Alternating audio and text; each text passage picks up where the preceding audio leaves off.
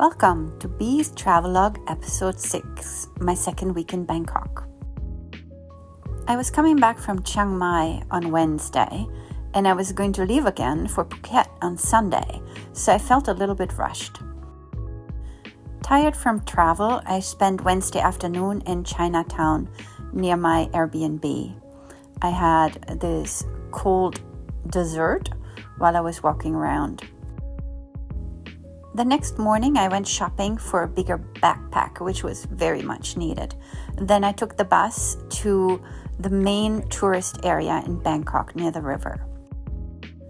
I came across this interesting exhibition of mother-of-pearl cabinets and lost a little bit of time looking at these. I then walked through this fabulous underground passage to the Grand Palace. The palace and surrounding temples were built in 1782 by King Rama I. Contained in the grounds of the palace is also the temple of the Emerald Buddha. The temple is surrounded by galleries that are covered in these wonderful murals, stretching for about 2 kilometers.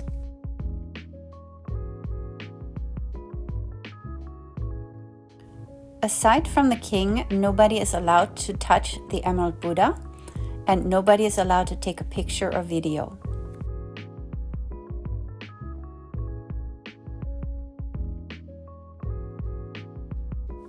This area of the temple has many statues and stupas, and also a large model of Angkor Wat.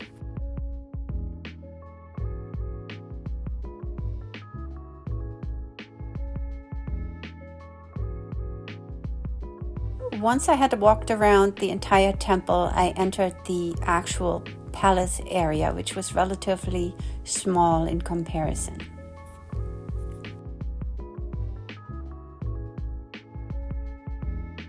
With dark clouds coming up, I decided to go to the National Museum, Bangkok.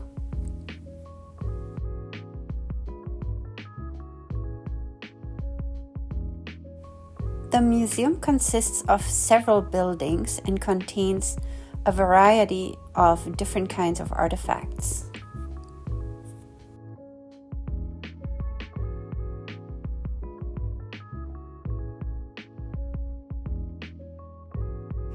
I spent several hours at the museum while it was raining on and off outside.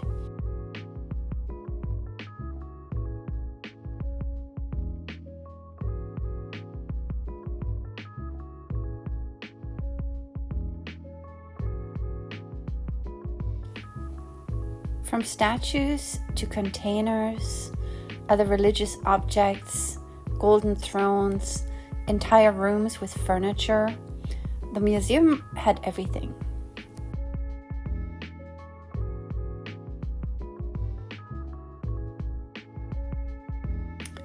Each room was more beautiful than the next, and all the items were beautifully arranged and well lit, so it was easy to take pictures.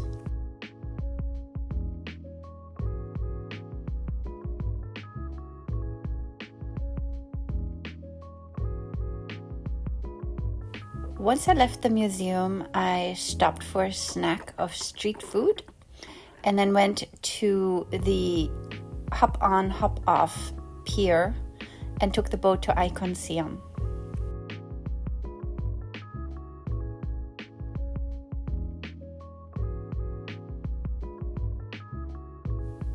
Icon Siam Mall is spectacular from the outside, looking up from the river. But it's a lot of fun on the inside as well. The lower level has a lot of food and souvenirs for tourists and is decorated in the style of the various regions of Thailand.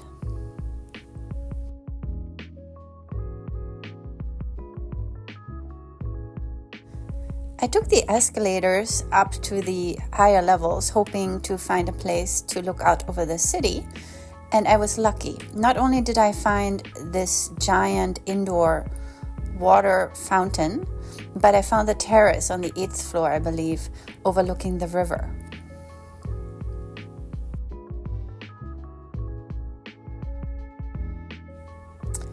Although I was tired and my feet were hurting, I decided to stay and wait for nightfall.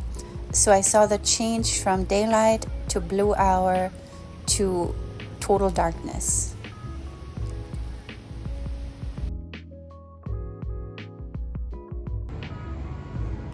The river in Bangkok, the Chao Phraya, is really one of my favorite parts of the city. I love watching the boats and sitting on a hop-on, hop-off boat or one of the orange or yellow flag boats and going up and down the river, meeting the river barges with their tugboats or seeing the dinner cruise boats in their various colors.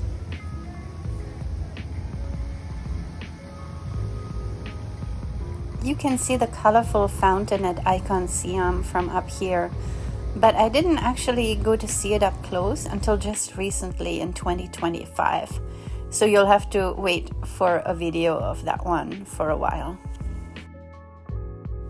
I took one of the last boats back from Icon Siam to Ratchawong, my stop in Chinatown, and happened to come across this dragon and fireworks.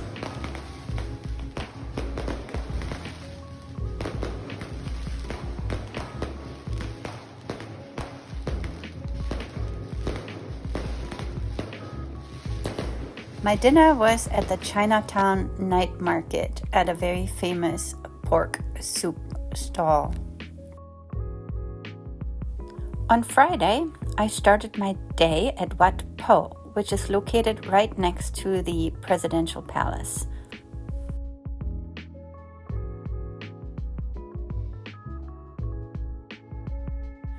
The many chedis of the temple are very visible from the riverside and very beautiful up close.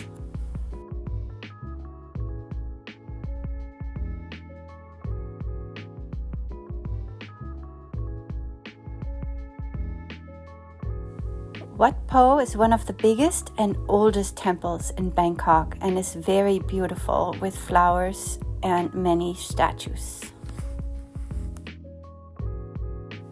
Every temple I go to, I now pay attention to the statues and have seen similar ones to these two in many different locations.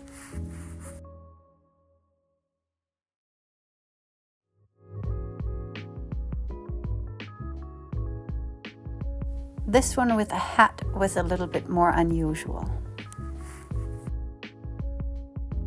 The temple is famous for its huge reclining Buddha, which is over 40 meters long and 15 meters tall.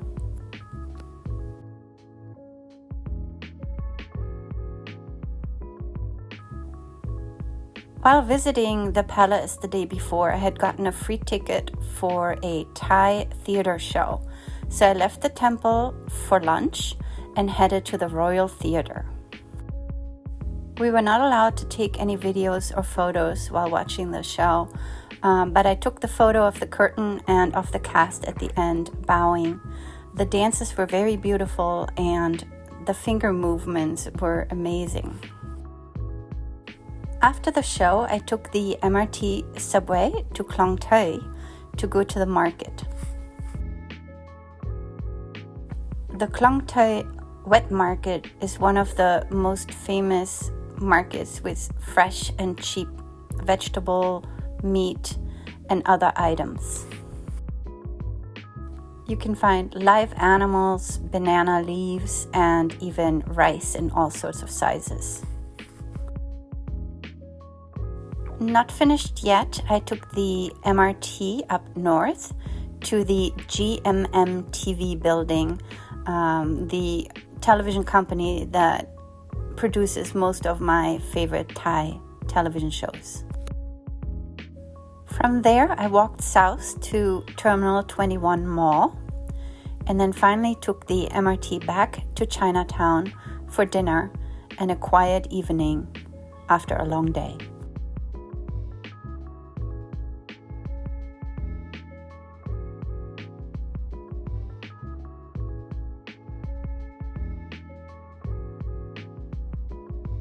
The next day started off rainy, but it was Saturday and the only day I could go to the floating markets as they only take place on the weekends.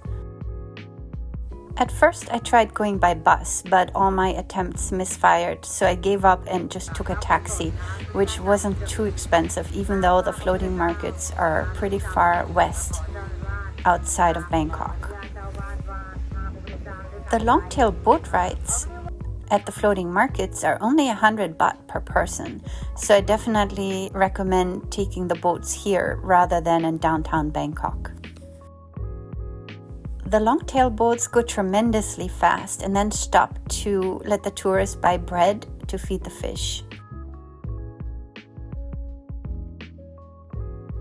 We also stopped at a temple along the way. I think an opportunity for locals to make some money.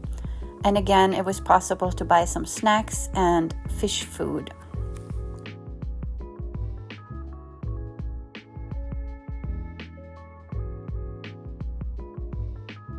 The boat trip took about an hour, and then we returned to the market, which in this case really was not floating, but more an indoor hall. I then took a taxi to a second floating market. This market had more people selling items from their boats, so that was fun, and I decided to go on another boat trip.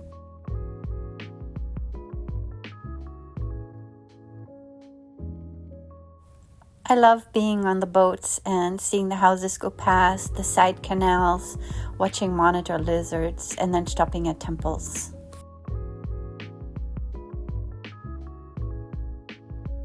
Here I had strawberry shaved ice with cream before we boarded the boat. This time the boat made one special stop at a Thai teak house, a collection of houses surrounding a common courtyard made out of water and built right next to the canal.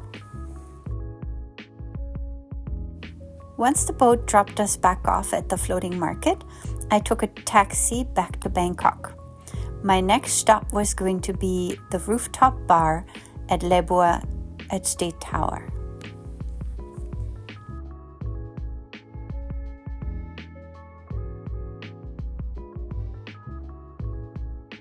I was a bit too early and the rooftop bar didn't open until 5 p.m.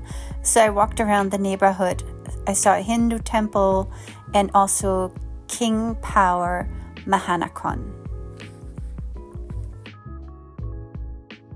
At 5 o'clock, I returned to Lebua at State Tower.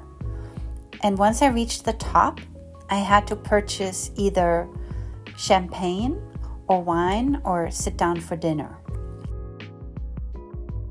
A glass of wine was a whopping $35. But I figured that going up the elevator for the Freedom Tower or Empire State Building in New York is also $35 without any wine. So I just bought a really expensive glass of wine and sipped it very slowly. The wine was still gone way too fast, so I splurged on another glass and wait until nightfall. The view was truly spectacular and worth all the money. I could see north, west, and south. The east was blocked by the dome. Just as I finished my glass of wine, we were rushed off the rooftop. I thought, well, that's kind of rude. They really don't want anybody with an empty glass of wine here.